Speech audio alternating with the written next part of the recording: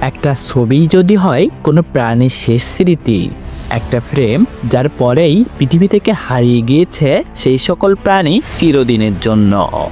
আজ আমরা দেখব সেই সকল প্রাণীকে যারা একসময় প্রকৃতিকে সাজিয়েছে, মানুষকে অবাক করেছে, কিন্তু শেষ পর্যন্ত মানুষের লোভ আর অবহেলায় বিলীন হয়ে গিয়েছে। এই প্রাণীগুলোর গল্প শুধু বিলুপ্তির নয়, বরং প্রতিটি ছবির ভিতরে লুকিয়ে আছে এক একটা বেদনাদায়ক ইতিহাস।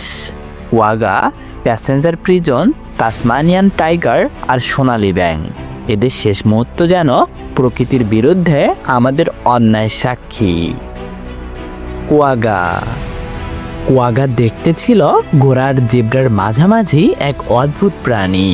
শরীরের সামনের অংশ ছিল জেব্রার মতো দাগ আর পিছনের অংশটা একেবারেই বাদামি, যা তাকে অন্য সকল প্রাণীর থেকে আলাদা করেছিল। এরা মূলত দক্ষিণ আফ্রিকায় ঘুরে বেড়াতো আর ঘাস পাতায় ছিল তাদের প্রধান খাদ্য। কিন্তু 1800 সালের দিকে ডাচ আর ব্রিটিশরা যখন যুদ্ধ শেষে আফ্রিকায় প্রভাব বিস্তার করে, তখন শুরু হয় কোয়াগার উপর অন্ধ শিকার। এদের মাংস খাওয়া হতো আর চামড়া ব্যবহার করা হতো পোশাক বানাতে। অবশেষে 1868 সালে অ্যামস্টারডামের এক চিড়িয়াখানায় বন্দি অবস্থায় মারা যায় শেষ কোয়াগাটি। কয়েক বছর পর সরকার আনুষ্ঠানিকভাবে ঘোষণা করে যে কোয়াগার নেই, পৃথিবী থেকে চিরতরে হারিয়ে গিয়েছে। Passenger prison. কখনো আকাশে লক্ষ প্যাসেঞ্জার প্রিজন ঝাঁক বেঁধে উড়ে যেত, যা সূর্যের আলোকে ঢেকে দিত। তারা বীজ, বাদাম আর ফল খেত, আর উত্তর আমেরিকার জঙ্গলই ছিল তাদের রাজত্ব। কিন্তু মানুষের অতিরিক্ত শিকার আর বন ধ্বংসের কারণে দ্রুত সংখ্যায় কমতে থাকে। মানুষ খাবারের জন্য, ব্যবসার জন্য, এমনকি খেলার জন্য এদের নির্বিচারে হত্যা করেছিল। শেষ পর্যন্ত 1914 সালে মার্থা নামের একটি প্রিজন বন্দি অবস্থায় মারা যায় ওহাইওর এক চিড়িয়াখানায়। সেই মুহূর্তেই পৃথিবীর ইতিহাস থেকে মুছে গেল লক্ষ কোটি পাখির সেই মহিমাময় প্রজাতি। তাসমানিয়ান টাইগার আসলে এক ধরনের মার্সুপিয়াল। দেখতে বাঘের মতো হলেও পেটে ছিল থুলির মতো একটি পকেট। অস্ট্রেলিয়া আর তাসমানিয়ার জঙ্গলে এরা ঘুরে বেড়াতো, আর ছোট স্তন্যপায়ী প্রাণী ছিল তাদের প্রধান খাদ্য। মানুষ এই প্রাণীগুলোকে ভেবেছিল তারা ভেড়া আর গবাদি পশুর জন্য হুমকি। তাই শুরু হয় তাদের নির্মম শিকার অভিযান।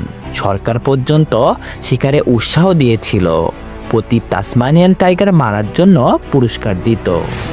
অবশেষে 1936 সালে তাসমানিয়ার হোবার্ট চিড়িয়াখানায় মারা যায় শেষ তাসমানিয়ান টাইগার। সেদিন বৃষ্টি হচ্ছিল, অথচ কেউ তাকে খাঁচার ভিতর ঢোকায়নি।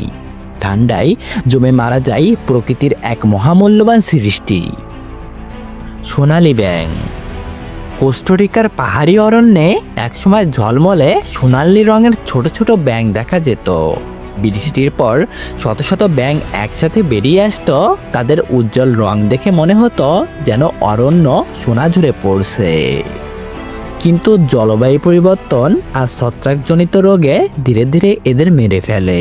1989 সালে শেষবারের মতো একজন বিজ্ঞানী একটিমাত্র সোনালি ব্যাঙ দেখেছিলেন। এরপর থেকে আর কখনোই কেউ দেখেননি। অবশেষে সরকার ঘোষণা করল এই প্রজাতিও চিরতরে বিলুপ্ত হয়ে গিয়েছে। এই প্রাণীগুলোর গল্প আমাদেরকে এই শিক্ষা দেয় যে মানুষের অযত্ন আর লোভ যখন সীমা ছাড়ায়, তখন পুরো প্রজাতি হারিয়ে যায়। একটি ছবি, একটি খাঁচা, একটি মৃত্যুদেহ, এসবই হয় তাদের শেষ পরিচয়।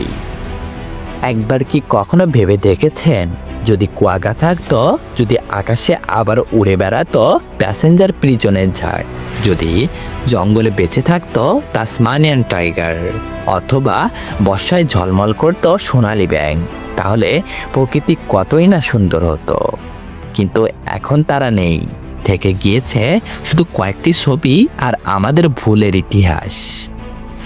এখন প্রশ্ন হলো, আপনি কি অতীত থেকে শিক্ষা নেবেন, নাকি আবারও নতুন নতুন প্রাণীকে বিলুপ্তির দিকে ঠেলে দেবেন? তো বন্ধুরা, আপনাদের কি মনে হয় আজকের পৃথিবীতে কোন প্রাণী সবচেয়ে বেশি ঝুঁকির মুখে? অবশ্যই আপনার মতামত কমেন্ট বক্সে কমেন্ট করে জানাবেন। আর ভিডিওটি ভালো লাগলে ভিডিওটিতে একটি লাইক দিন এবং চ্যানেলটিকে এখনই সাবস্ক্রাইব করে রাখুন, যাতে করে এমন সকল সত্য তথ্য আপনি সকলের আগে জানতে পারেন।